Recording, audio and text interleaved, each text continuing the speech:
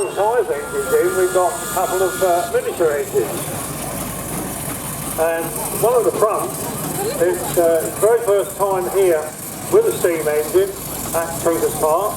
This is Graham and Catbull from up at Effingham. And this is a little Alchin 3-inch scale model. When we say 3 inches, that's everything that measures, because we don't go into these funny millimetre and centimetre things. It measures 12 inches or a foot on a full-size engine, measures 3 inches on this miniature. And as I say, it's Graham's first time here with this one. It's built in 1986. He only got it last year, and it's his first. The engine complete with the ground crew, who's probably the owner's partner, and she's got the toolbox and the watering tank. A racing car with a backup crew, and this lady's the backup crew. What a grand job. Don't want to embarrass her. Thanks a lot. Nice to see you, Graham. Cat, of course, is used to be crew, but she's an air hostess on EasyJet. Oh, is she? Right. She used to be crew. Wow. Graham Chap has just gone past. I'd go to fly on EasyJet. Okay, so what we've got Hengist here, who comes from Lichfield in Surrey. It's a 14-ton, get that, 14-ton steamroller. Hengist built in 1914 and used the Bedford County Council. Something as very as that wasn't very down to rolling the tarmac, more to the fact that roads were being built in that time that weren't previously roads at all, and they all needed hardcore, the base of the road. And well, you wanted a heavy engine like a 14-ton roller like that to do the hardcore rolling, and it used to be a lighter engine that would actually roll the macadam. In general, I'm talking general terms now. Very nice, that one. It was sold in 1951 after many years of service, and it's now with Ollie Warburton. We're at Avering Rolls, Tom 12-ton, King George. This is Matt and Lucy Webber, already down with their engine, built in 1922. One of only 16 of this type of roll that's built. This one first worked in Tottenham, and then went up to Bedfordshire and finished his working life in Lincolnshire. So it's gone sort of a bit round part of the country during his working life. Came into preservation in the mid-1960s. So it's fitted with a scarifier on the side of it, but this was, you fixed tines into it, lowered the tines into the road, it ripped up the old road surface before you made the new one. Oh look, we've got Ebenezer in front of us now, which is lovely to see here again. It's a regular entry in this rally. It's only an 8-ton, an 8-ton single-cylinder C-Class. Now, C-Class is very prolific. Aveling Gordon were the biggest builders of road rollers. In fact, it was Thomas Aveling who invented the road roller, and they were the most prolific builders of rollers in the world, bar none. This one comes just up the road from Mayfield. It was built in 1923, and claim to fame, we always say it was the first engine. It was owned by a firm of Jewish road builders, and they named it Ebenezer after the Ebenezer stone in the Bible because it worked with stone. And it was built in 1923, and it worked. What was 1923 was when the first football stadium that was built in London, and they built the roads for the stadium, not the one we've got today. Wembley Stadium, that's the word that was stated there. Wembley Stadium, that built the roads to Wembley Stadium. Sorry, brain trade there. Following it round now, one of the largest group of engines that were built were these very large ploughing engines. Direct ploughing with a steam engine was tried by one or two companies, but never really a great success, because I think the biggest problem was if the ground was dry enough to carry the weight of an engine, it was too dry to plough. So you had to wait for the ground to be a bit softer, and then of course it worked the opposite way. The ground was too soft to take the weight of the engine, so it never caught on. So these ploughing engines were sold in pairs, and you'd have one at one side of the field and one the other, and that large drum that you can see with wire on underneath the boiler between the front and back wheels, that would be attached to a plough or cultivator, and that would drag that piece of equipment across the field from one side to the other. The engine at the top end of the field would pull the plough in one direction, and then when it got there, each engine would move forward just a little bit, and then the other engine at the bottom of the field would pull the plough back down again. This particular one was part of the collection here. After it had quite a long life, it was originally built to go for export to Russia, but it actually got cancelled, so it never did. Yeah, some of the biggest ploughing engines anywhere were Sandringham, and they were the longest lasting ploughing engines in continual service in the country, because James Lowther had them for dredging lakes, which was even harder work than ploughing fields. And the trust had acquired them from him in the early part of this century, but crying out loud, they did not work hard. They really did a hard-working life. Windsor and Sandringham. We're pleased to have one of them. In front of us now is another engine, or not in front of me here, it's just gone past, another engine from the collection, which is Pensioner, built in 1919, totally different job. It was really a typical, what we call general agricultural engine. Now, in contrast to what Brian was just saying, it never did any ploughing. That's not what agricultural engines did. They mostly worked in the rick yard, linked up to the threshing drum to thresh the crop, the sort of job that is done in the field by combine harvesters now.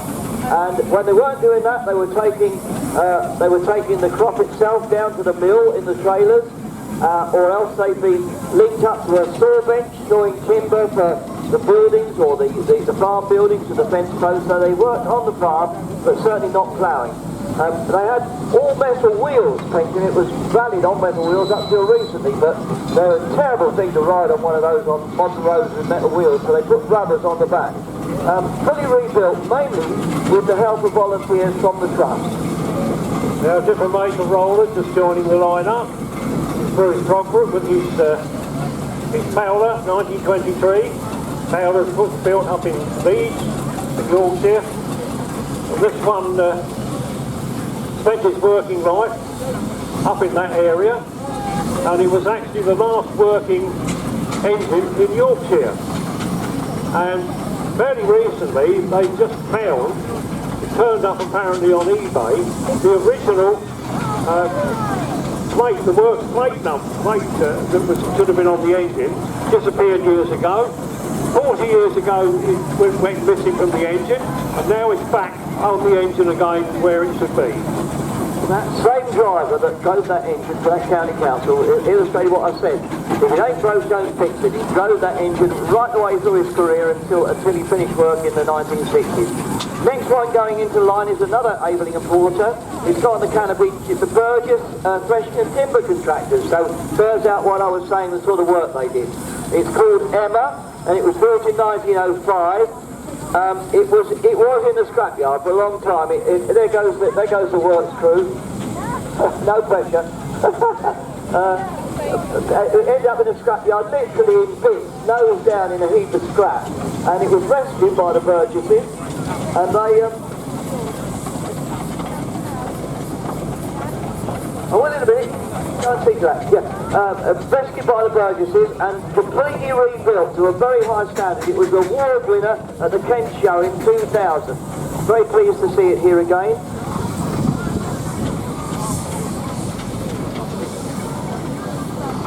I'll get to that other Aveling in a minute, because that's just one that's just had a new canopy fitted to the original design, and in very nice condition. I'll talk about that, but otherwise I'm going to get me bit behind.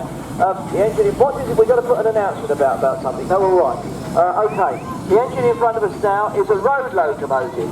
It's one of the bigger engines on the field. It's up similar in size to the ploughing engines. And as it goes round, you'll see it's got a plate on the side. It's built by Garrett's at Leiston in the east of England. It's got a plate on the side. Harkness, John Harkness were major engineers, and they did a lot of work for the shipyards in Belfast at Harland and Wolff, and that's where they were. They were quite close to the shipyards, and they built much of the heavy equipment that used to go into the liners. Notable among them, of course, were the White Star liners, such as Titanic, you may have heard of, and it was working in and around the shipyards at the same time as those engines were being built. So that gives you some idea. But that engine alone carried on working in the shipyards, pulling in the drag chains from the slipway and doing other work right up until the 1967. And again, its claim to fame is it's the longest continually working steam road loco in the United Kingdom. It worked right through from when it was due in about 1909, right up to the 60s. And again, it was a question of it ain't broke, don't fix it. The loco, it was perfectly capable of the job. Why buy an expensive lorry when you've got something like that that'll do the job for you just the same? Now, little Wallace and Stevens, built in 1915, Wallace and Stevens oil bath tractor. The Wallace and Stevens were built at Basingstoke in Hampshire, and they developed a system where all the motion gear, the piston rods, the valve rods and everything like that, all the eccentric gears, were all encased in an oil bath to save you keep lubricating them. Sometimes they got nicknamed the fire bath tractor because it had been known for the oil to catch fire. Yeah. But this particular one was converted to a roller for Parhead Clements in Ealing and worked until the driver, Mr. Two, actually retired in 1964. So returned back to its tractor condition by the person known as Steve Casey down at Dover. Nice to see one that's been Very nice too, yeah. Beautiful, lovely restoration. It's quite a small little tractor. Yeah. Lovely little machine. Yeah, lined out in black, which is unusual for Wallace and Stevens. Apparently, Steve was telling me that it worked for a stonemason, and he dictated that those were the colours he wanted it in. Polly went past while that one did. That's a Burrell single crank compound. Now, I won't get into all the technicalities. You've got single cylinder and compound. Single crank compound was a bit of a compromise between the two. It meant that you could compound the steam. I used it twice before it went up to the chimney, and it's very efficient and much simpler to maintain. So very popular with farmers, and it had on the side of it, you might have seen Extintor Threshing and Saw Bench Company, which is exactly what I explained earlier. These are two of the major jobs that these sort of engines did. With Extintor, it was acquired by present owner David Young a few years ago. As he says, it kicked through. It was reassembled over the winter of 2002-2003, and it's been rallied in this area ever since. Very good to see it. There are all the big Lewin engines, one owned by Bob Watts. Built in 1914, again built by the Fowler Company. And this is how you can see with the previous one, Sanderman, that we had in, this is how the two engines would work, one either side of the field. This one sold when it was new, tapped down in Wiltshire, and it then passed to Southminster in Essex, the steam ploughing company, and it sold out of that. I think it came then to an owner in Kent, and then it came into preservation. Bob's had this quite a few years now. Done an awful lot of work himself just up the road at Five Ash Down, right on his own premises. Oh, so many things coming through. Lady Margaret went past us, and Aveling and Barford, which was the successor to Aveling and Porter. They amalgamated in the 1930s and were building by then. They were both building diesel rollers, but they were still building steam engines mainly for export. This was due to Buckinghamshire County Council.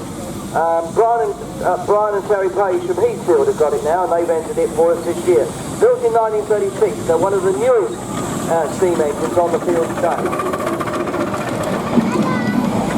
And Wallace and Stevens Advanced Rollers just joining, coming to a stop at the line-up now. This came built by Wallace and Stevens, and this model built in 1928, and they were very much an advanced engine because all the other ones you've seen so far have got chain steering on them, and this had a quadrant, a Worman quadrant steering, which is a little bit more positive. Much easier to get on and off the engine because you climb over the back. You've got coal bunkers on either side of you and you climb over the back. But the main thing is these came out when we started to get the the tarmacadam, the ready coated stones, to make a nice smooth road. And they found that when they used an ordinary roller, when it came to reverse, it used to stop and it would leave a little dent in the road. But Wallace and Stevens developed this advance and it's got instantaneous reverse. You'd be rolling forward, you immediately pulled the lever back and you went straight back again. You didn't actually come to a stop, so it didn't leave that depression in the road. There were so many advanced design features in that they were sold abroad for many years, and very, very popular little engines done in 6, 8 and 10 ton form. Going along the back now, in front of the gourmet grill, as it is a 10-ton roller by Burroughs of Bedford, called Daffodil, built in 1924 and was new to the operator whose name is on the canopy, Carlians in Cornwall. It was sold back to Burroughs. Very often that was the case. Sometimes they're on lease and the company then took them back. Burroughs had them for a while. It went on to Dingles, who were major steam contractors working out of Cornwall and doing major roadworks right throughout the country. All the major roads, probably the infamous A303, Dingles would have helped to build them. It's been with its present owner since 1970, who's Nigel Isaac, who's entered it and come all the way out to the Salisbury in Wiltshire. Different make of engine joining the line. The Tasker. Taskers are built down at Andover, Hampshire, built in 1918. And this is owned by Peter Hayden here, keeps it here at the trust. And this one is actually a chain drive. All the other engines you've seen are being gear driven, but this one's a chain drive. With being chain drive, with a little bit of slack on the chain, you can actually have some suspension on the engine, which is quite nice when you're using it on the road. Yeah, there's lots of differences, but it's amazing, as I said yesterday and repeating today, that more of those weren't built because they were very fast, skipping little engines. You do 15 mile an hour on the road, which is a real speed when you consider the cars at the time were limited with a red flag to about 5 mile an hour. Anyway, the next one going round is another Burrell called Prince.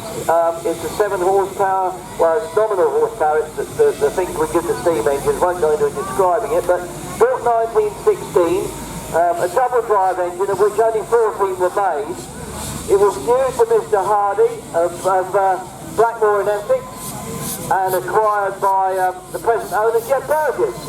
The Burgess family, who helped to start the Suffolk Steam Engine Club up there in Crossingham, not far away. He's had it since 1974. And just going around hissing itself away is Endurance, which is a Fowler engine. There's a lot of competition between owners of Fowlers and Burroughs. Endurance was built in 1895, so in contrast to the 1936 engine I mentioned, this is one of the older engines on the field, 1895. Queen Victoria was on the throne. It's owned by the Langley family for over 50 years, and it's been out of service for a very long time and had a complete, when I say nut and bolt, I think the only original things on there are the wheels. Absolutely everything has been rebuilt and refurbished.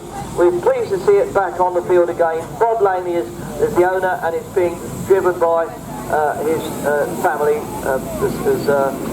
Ian and Emma on the footplate at the moment. I think when he came past here, he decided that we needed a shower. Yeah, So he opened up the drain to be made. Spent all his working life again with Dingles. They mentioned Dingles just now. Huge rolling contractor down in Cornwall. And you'd think, well, there aren't that many roads in Cornwall and they would need there, but they rolled all over the country. They didn't drive the engines from place to place so much. They were sent by rail to all over the country where we had road rolling contracts. This one is known to have actually worked on the Red Route bypass right back in 1960, so she was still working quite late in life. Jonathan's had this now since 82, and quite a regular. He disappeared for a while he did a tremendous amount of work on it, and now she's back on the scene in the south of England. And the engine coming round behind it, it says very much on the saddle packs really on the side, or pannier tanks actually on the side. That's unusual because you normally get the water is in the tent of the engine. With a steamroller that carries enough water to carry on working in local areas. If you're going on the road for longer distances, because they didn't have fire hydrants running in those days, you used to pick up the water from all the roadside ponds or the farm ponds or the streams and rivers. But you had belly tanks, because some of that water was really dirty, and if you went to put that in a boiler, you'd be in real trouble. So they had belly tanks, as they were called, which went under the belly of the boiler. But this is unusual because this has got what I call pannier tanks along the side of the motion at the top of the boiler. And you'll see the one I'm talking about. It's got Tasker's Little Giant written on the side. It's a V2 tractor, similar to the one that they got in the Majestic collection. It's, oh yeah. Put on that on there. Yeah, cheers, mate. Okay, we've got one of the trustees there is giving me the running order for the width of the engine later on in the day. Yeah, Little Giant Will-o'-the-Wisp owned built in 1909, and it says on the canopy G-Car side of Leighton Buzzard. They were major sand quarries. They're still there, still working up there. Different owner now. I think it's a multinational company as usual. But they used to take the sand from the quarries to the station in Leighton Buzzard with 2 or 3 trailers behind engines like this. Unfortunately, they had a tendency to chew up the local roads. They weren't tarmac, they were just farm tracks. And so they had a lot of complaints from the local people who they decided to put in a narrow gauge railway to do the job. But Garsides kept on this engine because it's such a useful engine for light loads between their different plants. Mostly loads of sand and other materials and machinery for the plant. So this is now entered by it's now entered by Will-o'-the-Wisp, as I've said, and it's entered by Richard and Lisa Pelham. And again, as is my age again, it's got right out of my head. I had to look in the notes. Richard and Lisa, must forget. Thank you very much. Coming past us now is maybe called a 10-ton roller, and sporting a TL registration. With TL registrations, they'll be Isle of Wight. And sure enough, this one where it originally worked. And its name on the side there says Burren of Ryde, and Ryde, of course, is on the Isle of Wight. This one had a lot of work carried out with the present owner, Ben Watson from Burgess Hill. Very, very nice to see an Isle of Wight engine over here working. Where it worked. Another Averley importer, this one's called Lionheart. It's entered by Austin Hawkins from Howsham, and it's got a plate on the side for the Edison Steam Road Rolling Company of Dorchester. Now, along with Dingles, they were in fact, they're a larger company. They had depots in various parts of the country. Dorchester was the main base, and again, you had the county councils and the local rural district councils, where they were.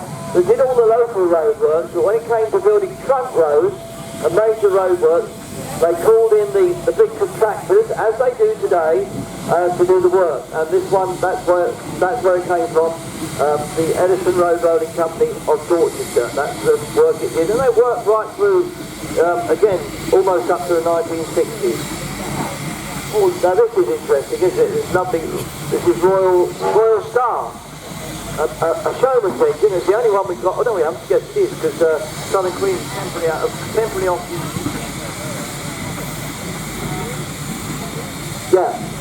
So this is a Wallace and Stevens. Let's have a see what I can find again. Royal Star. This one, the phenomenal was a light tractor, really.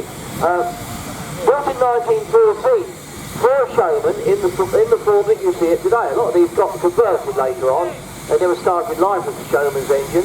But this was, snapped up straight away by the War Office at the beginning of World War I, when they were used, when they wanted lots of engines for threshing, because the horses had gone to France, the harvest had to be got in, and what's more, all those horses over there, the famous war horses, they needed feeding, of course, but not from the fields of France, because the Germans and the French and the British were too busy blowing them up. So we had to send all the fodder and feed and hay and store everything from this country.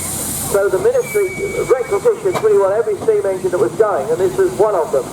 but it went back into showman's use, and we're pleased to see here it's in very fine condition. It looks lovely, it really does. It's owned by, it entered by Stuart Gaines on behalf of famous steamman Barnaby Newton from Hungerford in Berkshire.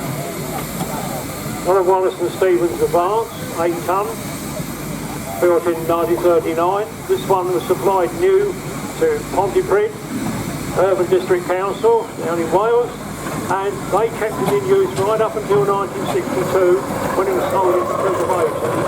Or wait for it, £30. Some lucky person paid £30 for it, come into preservation. Bought by the present owner Stuart Gaines in 2001. I bet he didn't pay £30 for it. I'm calling it Stuart Gaines' other engine.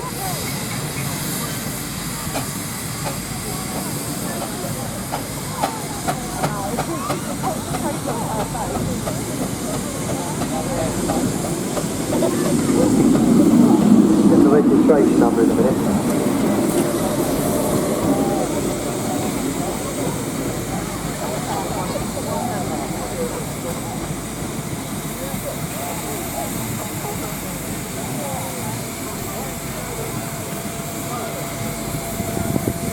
I've got it, it's the Marshall, I've got it completely back. Yeah, I said I was losing the plot, I think I've lost it, sorry, it's a Marshall, it's just gone past, and we're pleased to see it here today, as indeed we are all the other engines. Can you come over and tell us a bit about it, because I don't think I've got it in the book. Well, it's a 1930 Marshall traction engine, and when it was manufactured, it came with a traction engine and an elevator. That's what it was for. I mean, yeah, it's a wonderful, it's a very nice, it's a lovely condition, it's great to see it. Now, is this, who owns it today? Mr. Wayne Elphick. Wayne Elphick, and this was, I mean, I could be shot right through both feet, because this, of course, belonged to Peter Love, who's not here today, otherwise he would shoot me. And Wayne's just, he's had it for about a year or so. Had a little bit of trouble getting used to it, but you've got it on top of it now, haven't you? Had a bit of trouble priming last time I saw it out. That was probably the water quality where he picked it up, you know. Gets in the boiler, you get bad water quality, you're already stuffed, you know, it goes halfway up the chimney. Well, when we were coming here on Friday, the big end of the engine, something went wrong, so we broke down. My father managed to fix it on the Saturday, and we managed to get here this morning, so I'm pleased because it was out of the book, because he said it wasn't, broken down, so I'm very pleased to see it. And I shall report to Mr. Love, who is currently commentating on the Inishinnin Rally in the south of Ireland, in the Republic of Ireland. That's where he is this weekend. So I'd be very pleased to tell him that he turned up in fine form. Thank you for bringing it along. I'm sorry I lost it at the beginning there. Thank you.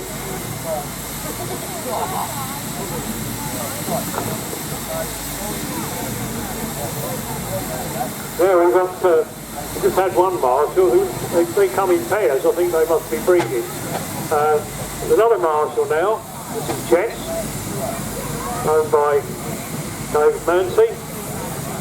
And this one spent all this, it was one of the engines that were built over here, on Marshalls at Gainsborough, but then it was shipped out to Tasmania. And that's where she spent all her working life. It came back to the UK and restored by a previous owner, now owned by Dave Mancy. And very, very nice engine, quite a big engine. But imagine this went all the way out to Tasmania and then come back home, basically. Yeah, that of course is the island off Australia. And I must say, we've seen this engine, Dave Mancy's, I've seen this engine climbing steep hill with two traction trailers.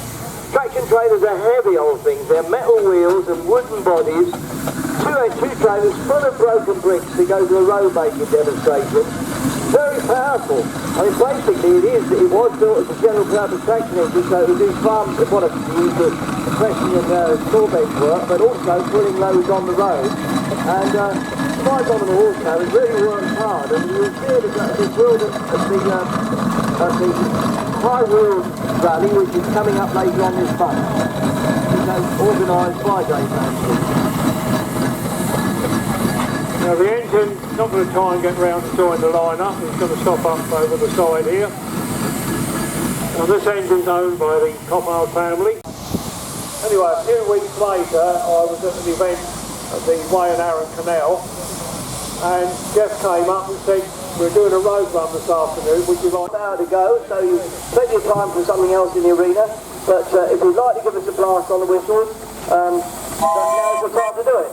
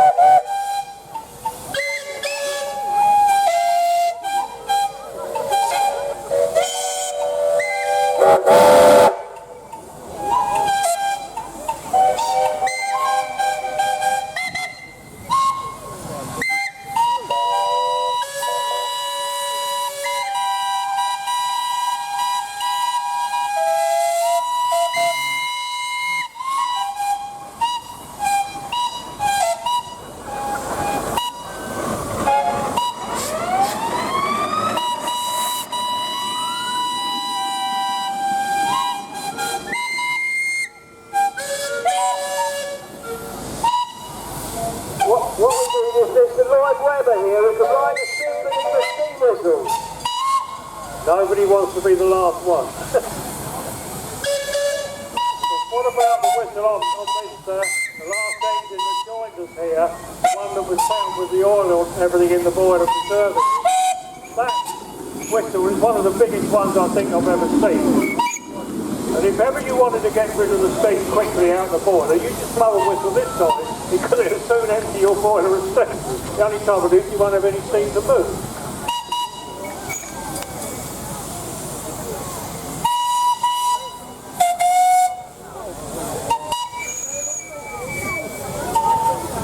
It still keeps going.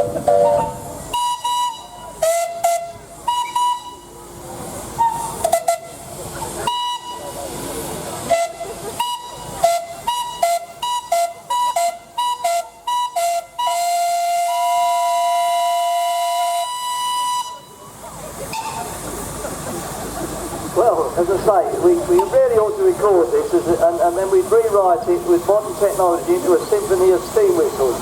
Factories to railway stations, etc., etc. Transformers from modern power stations right down to taking your furniture from one house to another when you move. Every job was done by steam. And we've got really an example of every single manufacturer in the UK in the arena at the moment. It's good to see them all here. We have in September the Southern Heat of the National Tax and Engine Trust Steam Apprentice Scheme. And we have youngsters from 8 to 18 here learning how to work on a steam engine, because it's all about working how to be an engineer. We need the engineers, and if we've got modern technology with computer-aided design and everything else, but you can't beat somebody with a hands-on engine knowing how they work, building them, making them and maintaining them. And all these engines are maintained by the owners and a handful of really skilled boilermakers throughout the UK. And their living history then, otherwise they'd just be stuffed and mounted, as I call it, in a museum. So that's what makes it important to me, to see these things actually working as they used to, more or less as they used to, living engines. showing off the history of 100 years of British steam. So anyway, thanks very much after that sort of history lesson, if you like. We'd ask them to leave the arena, those that are staying in, if they're going to do a slow race or whatever they decided to do. A reminder to the general public is they're leaving the arena and going down to the steam line-up in the bottom field. If you want to see them up again, you can go down there, and the best way to see them is from the 2-foot gauge railway. Get on the train and go and have a look. But do mind, because they'll be on the road going past. They haven't got mod brakes like cars. In fact, I let on, they haven't got brakes at all. They've got a handbrake. It was imported from this country when it was used, and it went to Italy. And it was used over there to run a blacksmith shop, and it came back into this country only in 2017. And portable engines could do virtually everything that any of the engines here, a normal traction engine, can do, except it couldn't move itself. It had to be towed. Very often they'd be towed by a team of horses. They'd be taken from place to place. Once they were there, they could do all the work, wood sawing, tracking, all that sort of thing. And say, like this one, it drove a blacksmith shop in Italy, and it was say they can't move on their own. It wasn't until, I believe it was Thomas Ayling, actually worked out that if we do certain things to it, we can actually make this engine drive itself along. So that's what it actually started from, the portable engine. We do go along and see, say, it can't come up into the arena because it can't make its own way up here. We do go down and see Bridge with it down there in the parking area.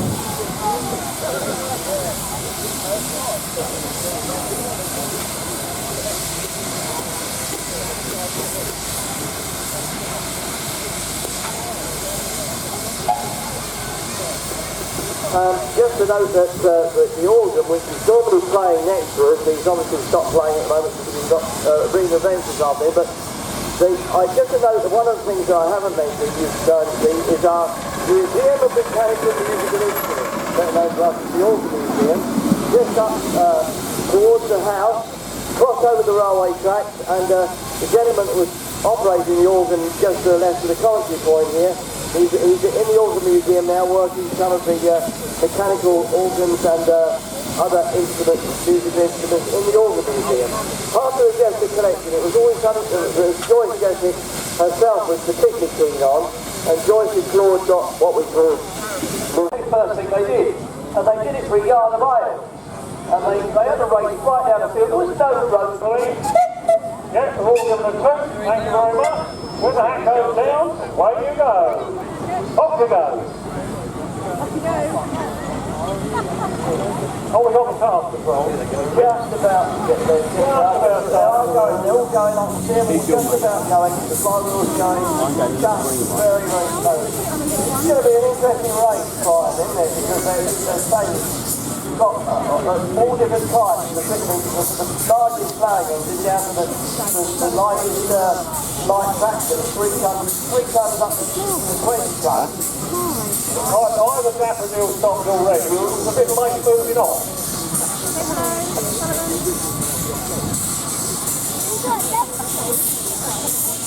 Now, you can hear the hiss, that's the drain cock's open. So we're driving through with a little bit of steam.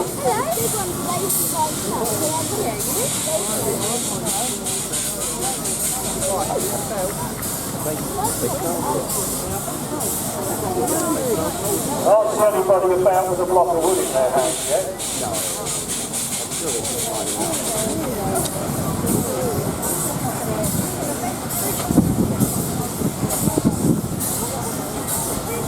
Two rollers up here on the road because they were almost going to collide in a minute.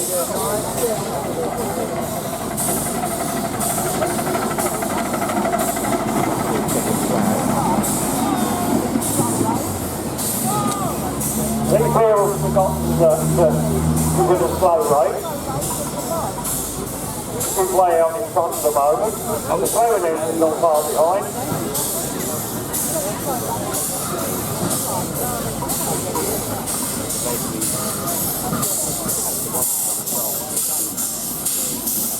Over it is between the 3 rollers and the little wallet.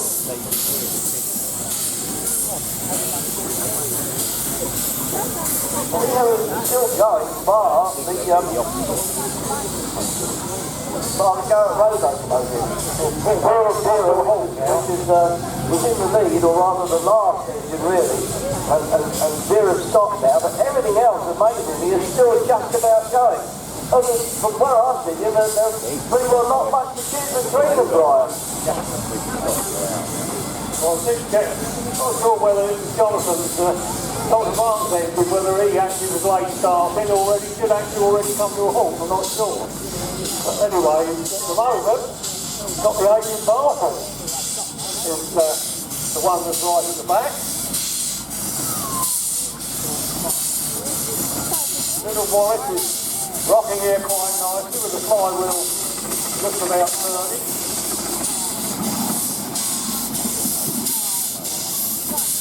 Oh! The Adrian Barton almost lost it there. Let's give a little tweak on the regulator to get it moving. Keep it moving.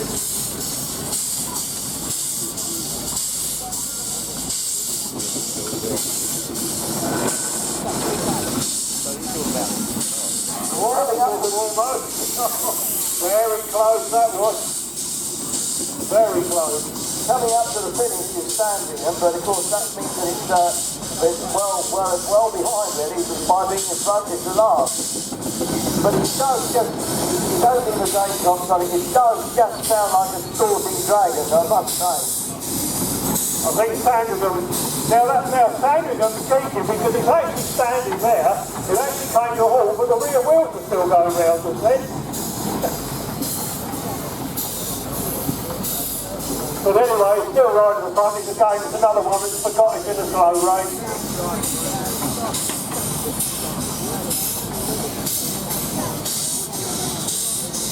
Now, not a lot to choose between these engines. That one's already out. If you get that one, it's had 2 or 3 goes.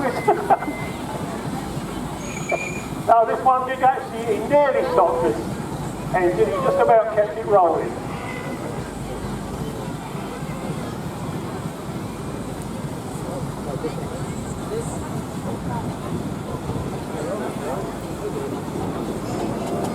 Oh, someone tried to block. Bit late for proceedings, but never mind, nearly tipped it over.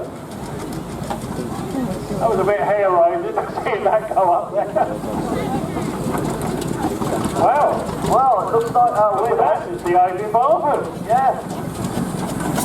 One of the newest engines on the rally side, the Adrian Barton. Has obviously got the slowest engine. As long as he remembers he has got to stop before he hits the gazebo. Prince of Wales.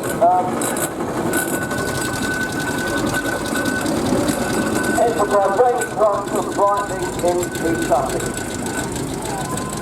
Well, the little Wallace actually did go to the end of the arena. Couldn't have gone much further forward, but he has gone further forward than Sandringham has. Yes. I think the task was going to make it to the very end of the arena. But the stop line was in line with the gazebo because the Adrian Barton couldn't go any further unless he demolished it.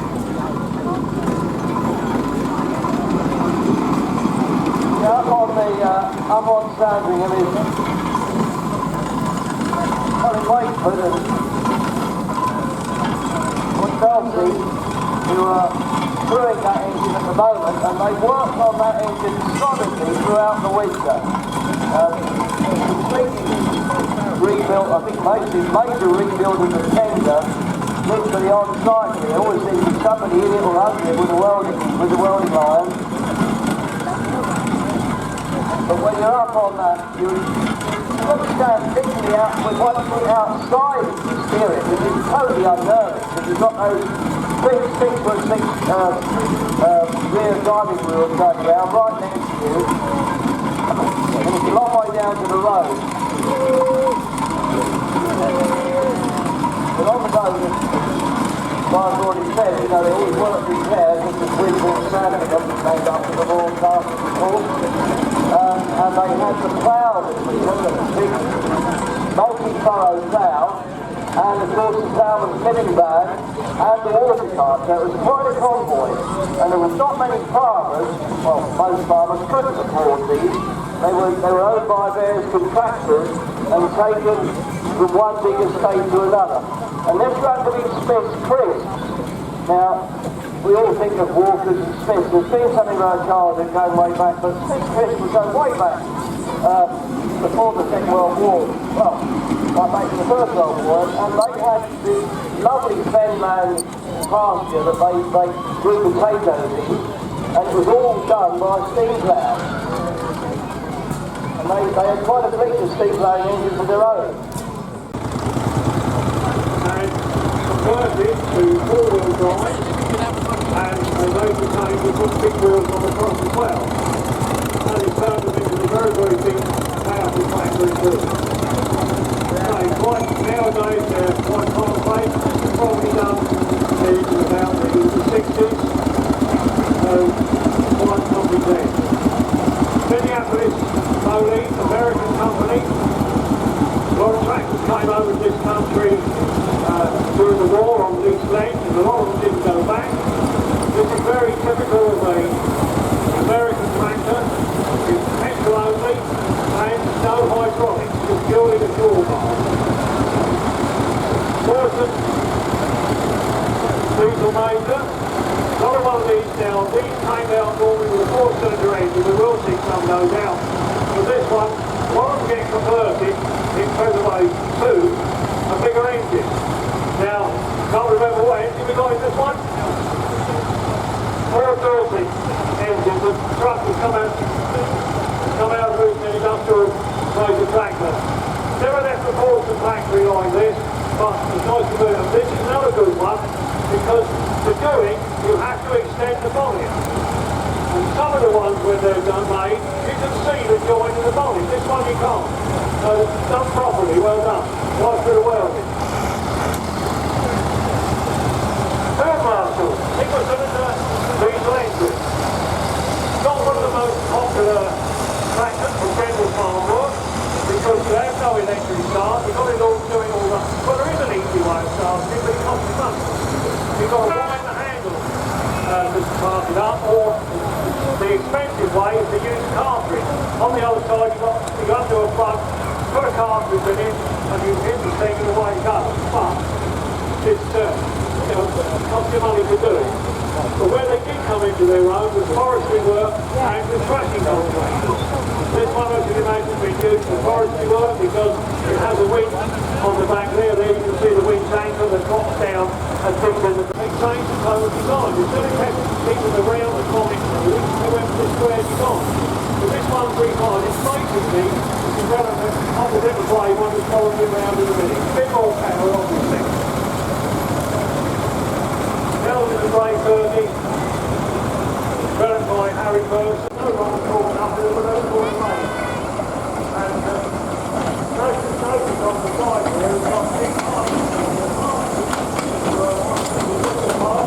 They were suppliers of ground equipment.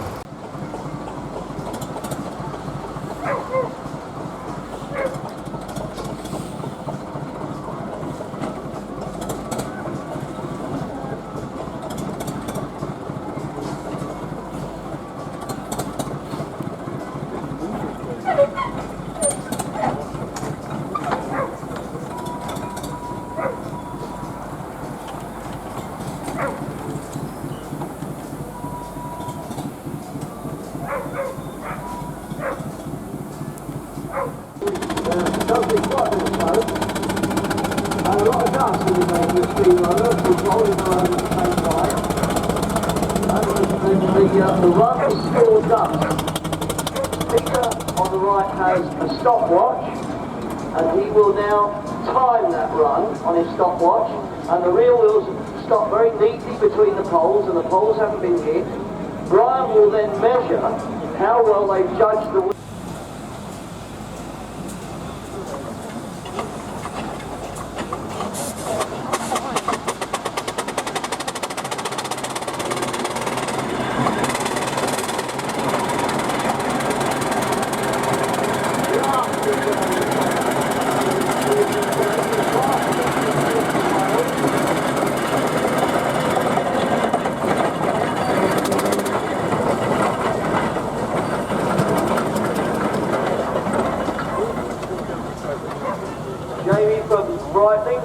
that engine perfectly to a stop between the, I think, driven by, I don't know who's doing the steering, but it's tiller steering.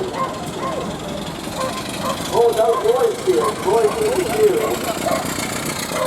Oh, it's really come down that back, it's got to be, and but, oh look at that, it's lovely, very fast, but boy, they could have gone a lot narrower, they got a big width difference at this end. The dog's taking a keen interest.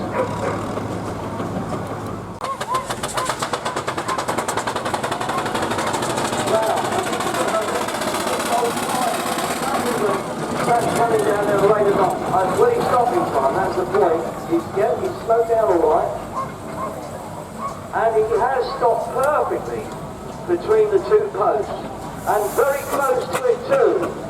Very close. The steering and because he could be. The whole point is that one of these engines could be steered and driven by one person. He's doing a lot. He's changed the wheel at the other end. Coming down now, and with the stopping time, moving forward, and keep it straight, Steve, keep it straight. Oh no, he's hit the post! Oh, the first one hit the post! Oh, did you hit it? It'll be interesting to see what the timing was.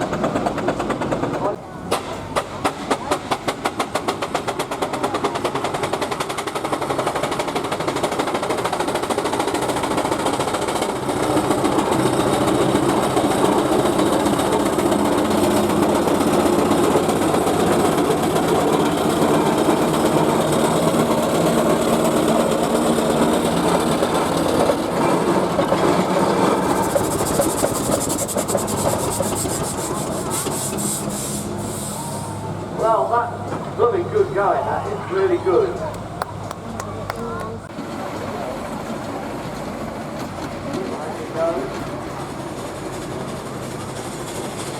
Now, listen now quietly. Very along. The engine actually is underneath, that's where the steam's coming out.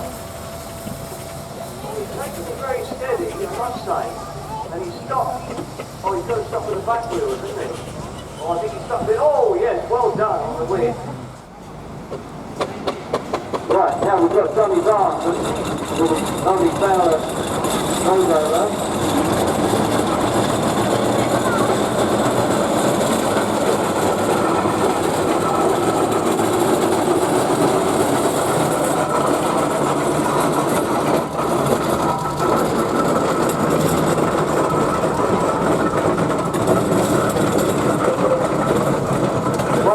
Sure that road won't have any potholes in it, and he's just stopped again in a cloud of dust, perfectly between